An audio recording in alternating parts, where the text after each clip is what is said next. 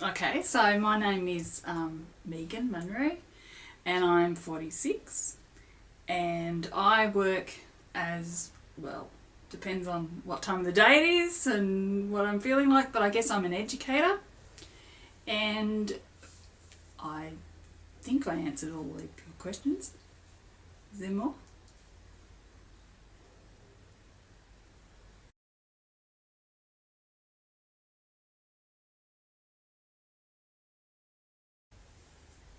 In what way am I different? I'm different from the male-female gender binary in that I basically don't really think of one or the other. I feel like I float between them.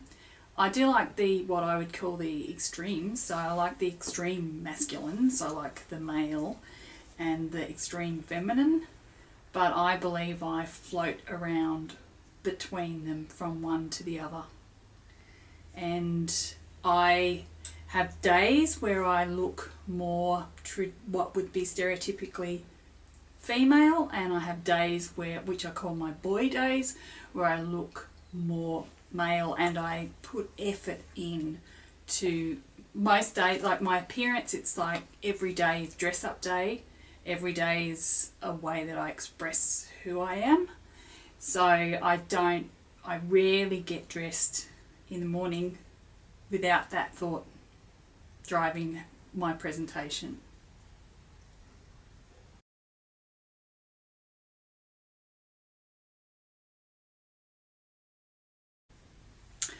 I identify as gender fluid.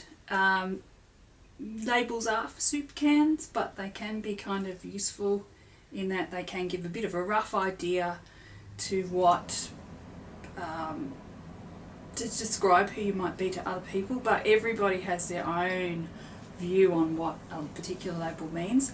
I read a description on gender fluid a while ago. It was something that somebody else had written, and it said the person described themselves as being like water and oil, and that the two, you could mix it up and they'd kind of mix together, but they would always separate so that you had oil sitting on the top and water on the bottom, and that was like the two sort of stereotypical sort of genders of male and female. And I read that and I thought, yeah, that's actually me. That's exactly how I feel, and it was actually kind of good to read that somebody else felt like that.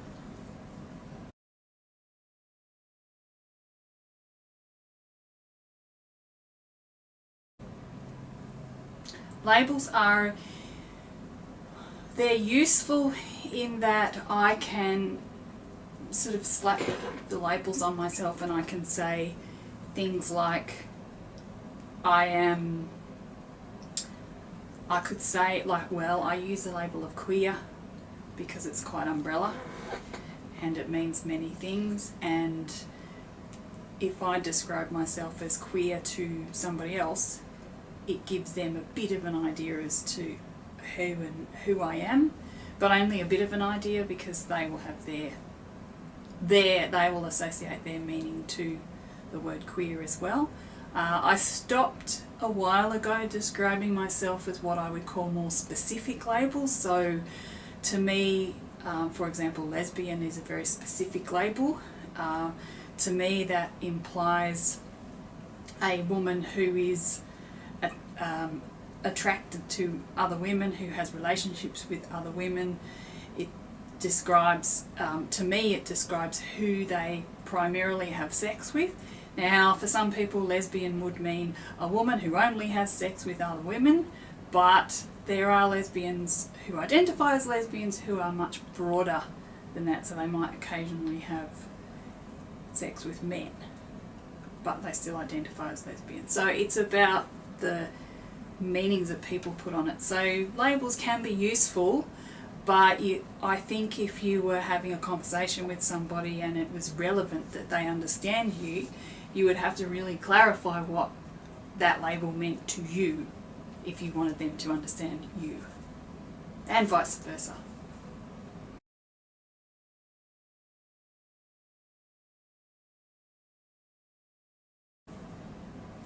how did I arrive at my identity?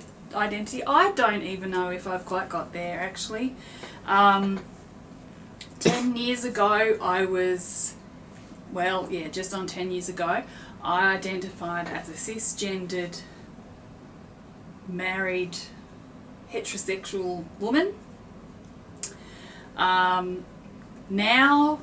I identify as polyamorous, which is a whole other identity. Gender fluid, which is not wanting to fit a gender binary and somewhere in the middle. And what's the other labels? Well, that's kind of that's it really. I've been through stages where I've identified as a lesbian, but then I thought, though, that's kind of more what you do than who you are.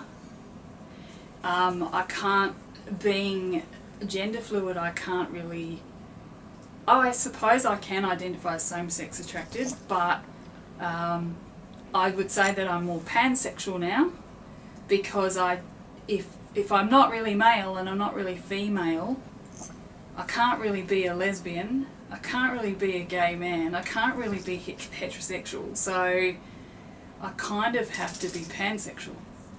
So I think I'm just somebody who doesn't want to have those boxes. So I use like the biggest, kind of broadest meanings, and I arrived at them through a lot of work on myself and investigating and meeting other people and talking and being free and trying to be comfortable in who I am, and I think also having a degree of fearlessness. Like, there are people who've said to me that I'm really brave because I told a lesbian coming out story on radio, and people said I was really brave for doing that. Well, and I guess for some people it would be. For me, I was safe, it was fine, I didn't have anything to worry about. So I think but trying to be authentic, I think, is how I've arrived at my identity.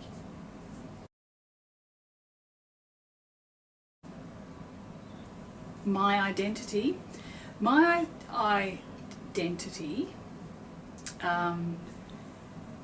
means quite a lot. I think probably because I spent a long time trying to fit in, trying to work out who I was, which I think a lot of people do regardless of who they are. A lot of people have those questions of belonging and all of that kind of thing. And I think that my identity is now really important. It's like I said, and I guess I enjoy it. Like before I was talking about liking to dress up and that type of thing. That means a lot to me, being able to do that. And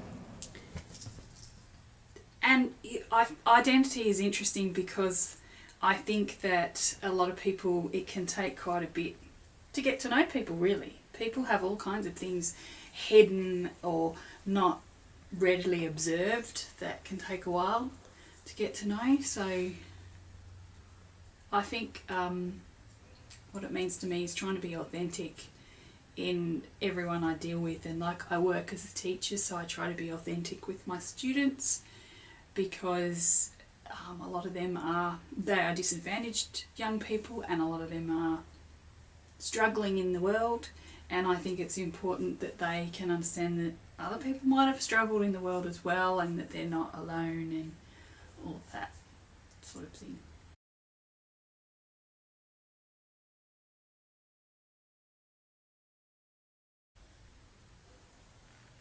No, I don't believe my family have any issues about how I identify. I haven't really talked to them about the gender fluid thing, but I think that they sort of understand that now. I think my mother has said to a number of people recently, I think I heard her saying it to my partner and friends even just last week, that nothing I do would shock her anymore. Because I guess I'm just me, and I do a lot of things that are quite individual, and I think that my family are really proud of me because I do things for myself and I do challenge things.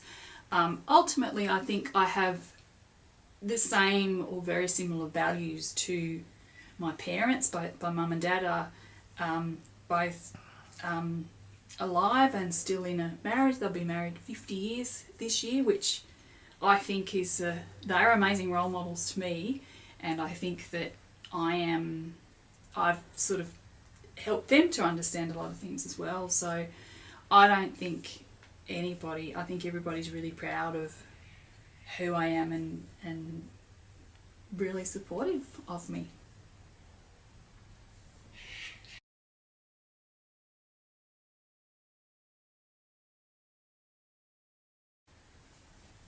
I don't believe I have any issues and concerns about how I identify.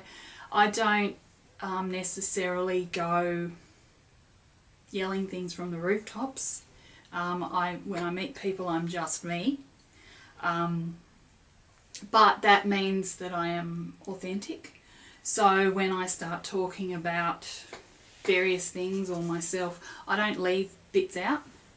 So I actually find that probably being polyamorous is the most challenging thing for most people in the wider community. People don't understand that, but I don't hide that.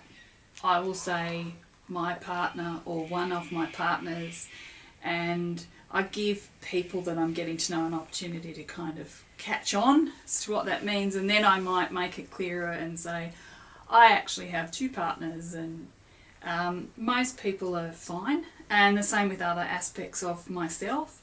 I think people generally, when it comes to gender, a lot of people that I meet and know, I'm quite out there these days from the point of view of my appearance. So one day I'll look quite feminine, and then the next day I'll be looking much more masculine. And I am a performer, so I perform as a drag king, and I'm very masculine when I'm the drag king.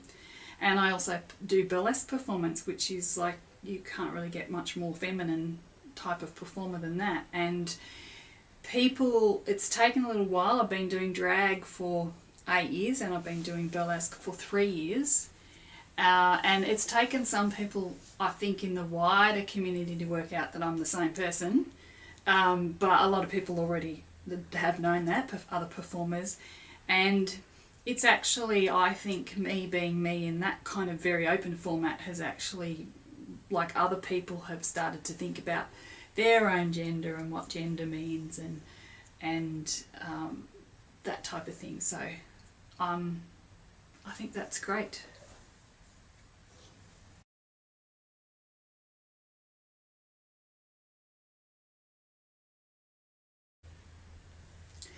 Other advice I would give to others watching that might be like me is just don't be afraid of it. It's not mainstream yet. A lot of people don't understand gender fluidity, or people who don't want to fit into a gender binary, or anything really to do with anything other than cisgendered or born sort of people. People don't, it can be very new to them. It doesn't mean that if people have never heard of it, it doesn't mean that they are going to reject it. Some people are like, oh okay, and they're fine once they kind of get a little bit of an understanding about it. There are people that I've met, that I've talked about, particularly young people who have, when I've described myself and how I feel, it has been a massive light bulb for them. So you being yourself could be a light bulb for somebody else who also feels that way. And it's tricky when you start to kind of feel like this, because you really do notice how gendered the world is. But I would just say that you're not like the only one, and there's actually a lot of people that feel this way. There's a growing number of people that feel this way. So I kind of believe it's a really forward way of the future.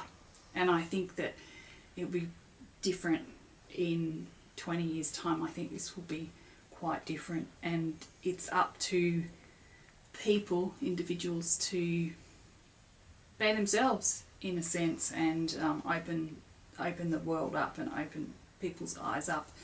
But you don't have to do that in a big way. You can just do that by being yourself.